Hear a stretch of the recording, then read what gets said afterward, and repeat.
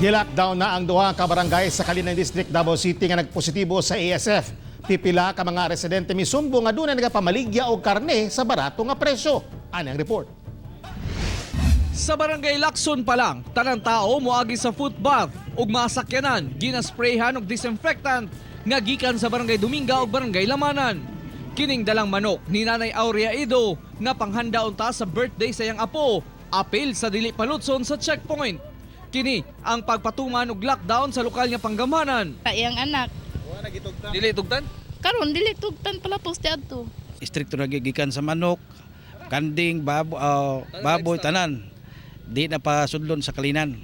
Human nagpositibo sa ASF ang duha ka barangay na matikdan kunong nangaluya na usab ang mga nabiling baboy sa barangay Dominga. Dik. Di man na siya maminaw, uy. Magunsa siya magyana ra. Walay kusog. Maglubog, mulakaw, hinahinay. Sumbong usab sa ubang residente, doon na kuno'y nagasuroy aron mamaligya og karning baboy sa baratong presyo. Apan ang ubang nakapalit, lain kunong baho nini. Anak, kaingon man sila nga, hoy, pamalit mo ganay karto, kay barato ra. Ilang kilo daw? Tag 120. Pagluto ninyo?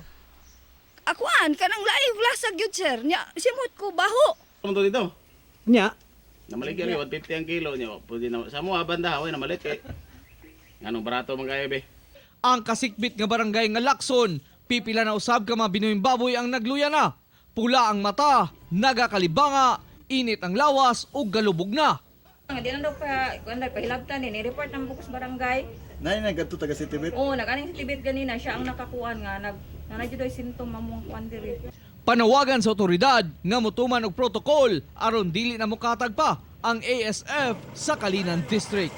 Kauban si Leo Arcaje sa kamera. Ako si Real Soroche para sa One Mindanao.